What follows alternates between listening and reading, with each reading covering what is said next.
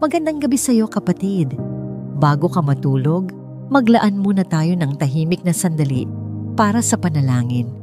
Sa dami ng nangyari ngayong araw, stress, pagod, problema, o kahit simpleng katahimikan, alam kong kailangan mo ng presensya ng Diyos. Kaya halika, sabay tayong lumapit sa Kanya. Itong video na ito ay hindi lang basta dasal. Isa itong paanyaya na maranasan ang kapayapaan, liwanag, at pagmamahal ni Jesus bago ka pumikit at magpahinga. Marahil may mabigat kang pinagdaraanan o baka naman gusto mo lang makaramdam ng katahimikan. Ano man ang dahilan, welcome ka rito. Bago ang lahat, kapatid, kung hindi ka pa nakasubscribe sa channel na ito, bigyan mo lang kami ng ilang segundo.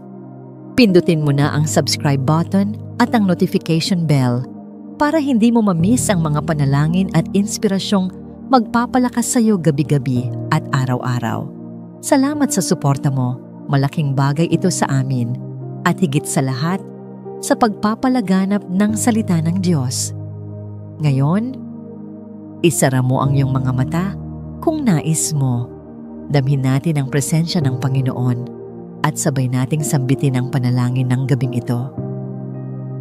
Paglapit sa presensya ni Jesus, Panginoong Jesus, tagapagligtas ko at liwanag ng buhay ko, lumalapit ako sa iyo ngayong gabi. Sa gitna ng katahimikan ng gabi, ikaw ang tangi kong sandigan. Sa iyo ako humahanap ng kapahingahan, ng lakas at ng kapayapaan. Kapag gulong-gulo na ang paligid, kapag pagod na ang isip at puso ko, ikaw lang ang nagpapakalma sa lahat. Hindi ko alam kung ano ang haharapin ko bukas, pero alam ko kung sino ang kasama ko ngayon. Ikaw. Sa bawat tibok ng puso ko, ipinapaalala mo sa akin na hindi ako nag-iisa. Sa bawat paghinga ko, ramdam ko ang presensya mo.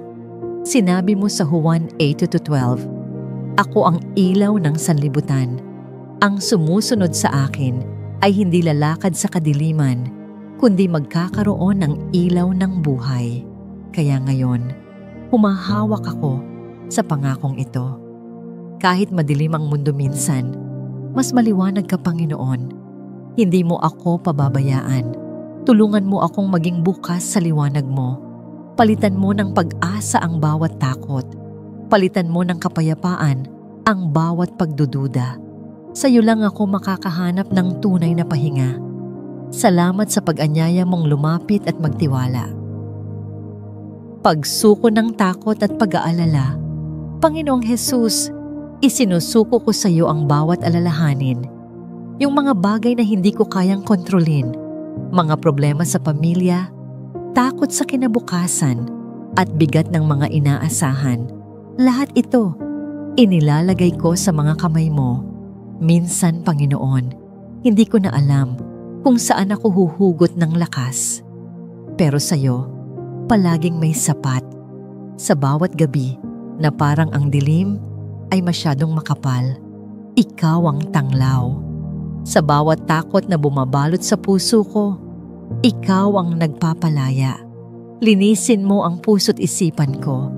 Hugasan mo ng kapayapaan ang mga bahagi ng buhay ko na nabahira ng takot. Huwag mo hayaang ang kaba, anxiety o pangamba ang magdikta ng direksyon ng buhay ko. Ang gusto ko lang, Panginoon, ay ang presensya mo. Ikaw lang ang kailangan ko para makatulog ng may kapanatagan. Tulungan mo akong magtiwala.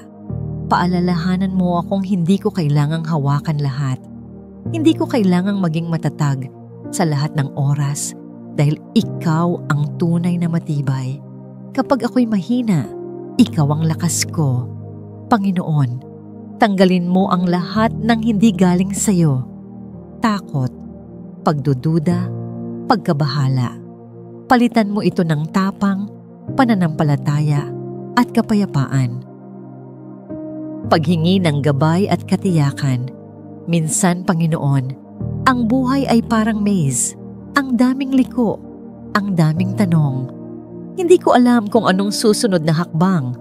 Kung tama ba ang direksyong tinatahak ko o kung nasa tamang landas pa ba ako. Pero sa gitna ng lahat ng ito, ikaw ang aking patnubay. Sinabi mo sa awit 119, chapter 105, ang salita mo ay ilawan sa aking mga paa at liwanag sa aking landas. Salamat sa pangakong ito, Lord. Kahit hindi ko pa kita ang buong larawan ng buhay ko, ang salita mo ay sapat para sa bawat hakbang. Hawakan mo ang kamay ko, Panginoon. Kapag ako'y natatakot, hilahin mo ako palapit sa iyo. Kapag ako'y nalilito, kausapin mo ako sa pamamagitan ng iyong salita. At kapag ako'y nagdadalawang isip, panatagin mo ako sa presensya mo. Ayokong manguna sa desisyon na wala ka. Ang gusto ko, Panginoon, ay gabayan mo ako. Bigyan mo ako ng karunungan, ng discernment, at ng pusong marunong maghintay. Panginoon, kahit madilim ang paligid, basta kasama kita, may liwanag pa rin. Hindi man madali ang daan, basta't hawak mo ako, hindi ako maliligaw.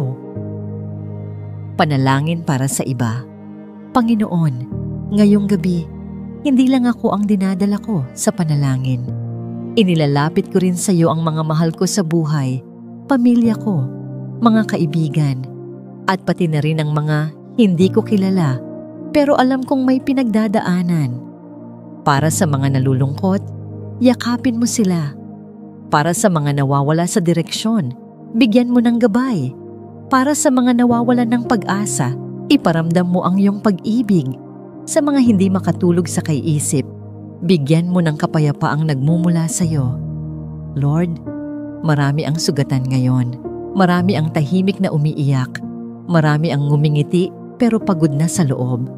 Kayo lang ang nakakakita sa mga pusong yon. Kaya hinihiling ko, ipuin mo sila. Padalhan mo sila ng pag-asa ng liwanag ng dahilan para muling ngumiti. At Panginoon, protektahan mo rin ang pamilya ko habang natutulog kami. Balutin mo kami ng iyong banal na presensya. Huwag mong hayaang may makapasok na anumang kasamaan sa tahanan namin. Iligtas mo kami sa sakuna, sa sakit, at sa mga pagsubok. Ikaw ang aming tagapagtanggol, aming tagapag-ingat. Salamat dahil walang distansya o gabi na makakahadlang sa pagmamahal mo. Kapayapaan sa pagtulog. Panginoon, sa oras na ito, pinipili kong manahimik sa iyong harapan. Inilalapag ko ang lahat ng alalahanin at iniimbitahan kita na magsalita sa puso ko. Hindi ko kailangan ng lahat ng sagot ngayon. Ang kailangan ko ay ang presensya mo. Sa piling mo, may kapayapaan. Sinabi mo sa awit 27 chapter 1, ang Panginoon ang aking liwanag at aking kaligtasan. Kanino ako matatakot? Dahil kasama kita, wala akong dapat ikatakot. Kung may sugat sa puso ko, alam kong ikaw ang kagalingan. Kung may tanong, ikaw ang sagot. Kahit madilim ang paligid, ikaw ang nagbibigay ng liwanag. Ngayong gabi, balutin mo ang kwarto ko ng kapayapaan. Pumasok ka sa puso't isipan ko.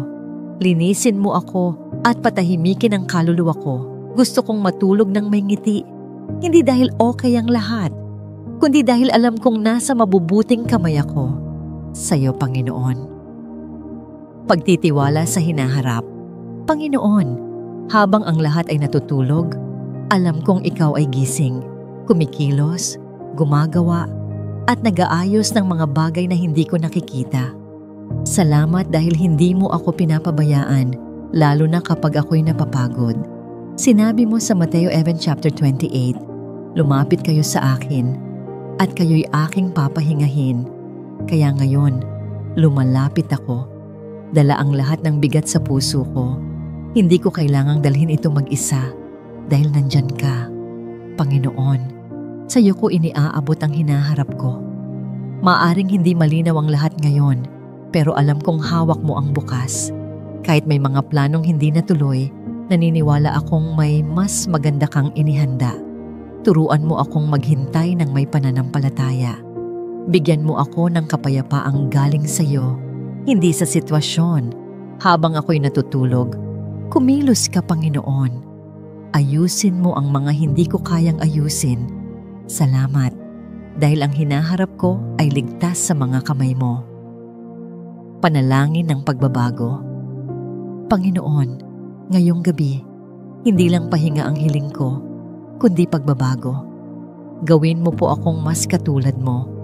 Linisin mo ang puso ko mula sa mga bagay na hindi nakalulugod sa iyo. Palitan mo ng kabutihan ang anumang pait. Palitan mo ng kapatawaran ang anumang galit. Palitan mo ng liwanag ang anumang bahagi ng buhay kong madilim pa. Gamitin mo ako, Lord. Kung may taong nangangailangan ng pag-asa, gamitin mo ako para magsalita ng buhay. Kung may nangangailangan ng yakap, gamitin mo ang aking mga kamay. Kung may nangangailangan ng pag-unawa, turuan mo akong makinig ng may pagmamahal. Ayusin mo ang puso ko. Gawin mong pusong mas madaling magmahal, magpatawad, at magbigay. Ayusin mo ang isip ko. Alisin mo ang negatibong kaisipan at palitan ng katotohanang galing sa iyong salita. Panginoon, ayaw ko lang matulog bilang ako. Gusto kong gumising bilang isang bagong nilalang sa iyo. Isang taong may layunin, pag-asa, at direksyon. Salamat dahil hindi ka nagsasawang baguhin ako.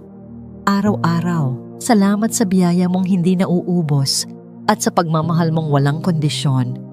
Ngayong gabi, tinatanggap ko ang pagbabago at panibagong simula na galing sa iyo. Panginoon, salamat sa gabing ito. Salamat sa katahimikan, sa pag-ibig mong hindi nagmamaliw at sa kapayapaang dumarating kapag ako'y lumalapit sa iyo. Ngayong oras ng pagtulog, hawak mo ang puso ko. Panginoong Hesus, ikaw ang aking lakas, ilaw, at tagapagligtas. Sa iyo ko isinusuko ang lahat. Mga takot, pagod, at alinlangan. Sa piling mo ligtas ako. Sa kamay mo, panatag ako. Patawarin mo po ako sa mga pagkukulang ko ngayong araw. Linisin mo ang puso ko at tulungan mo akong bumangon bukas na may bagong sigla at pananampalataya. Itinataas ko rin ang aking pamilya, mga kaibigan, at sino mang nangangailangan ng pag-asa ngayong gabi. Hipuin mo ang kanilang mga puso gaya ng paghipo mo sa akin. Salamat sa iyong presensya, Panginoon. Yakapin mo ako habang ako'y natutulog. At sa bawat tibok ng puso ko, ipaalala mong mahal mo ako. Sa pangalan ni Jesus, Amen. Kapatid, kung naantig ka ng panalangin ngayong gabi, huwag kalimutang i-like ang video na ito bilang tanda ng pasasalamat sa kabutihan ng Diyos. Mag-subscribe ka na rin sa aming channel para araw-araw kang makasama sa ganitong mga panalangin at inspirasyon mula sa salita ng Diyos. Pindutin mo ang notification bell para wala kang ma-miss. Kung may prayer request ka o gusto mong ipagdasal ang isang mahal mo sa buhay, i-comment mo lang sa ibaba. Binabasa namin lahat at isinasama sa panalangin ang bawat isa.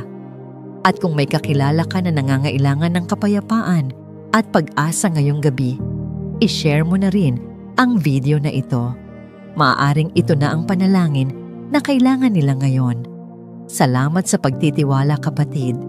Magpahinga kang may kapayapaan sa presensya ng Panginoon.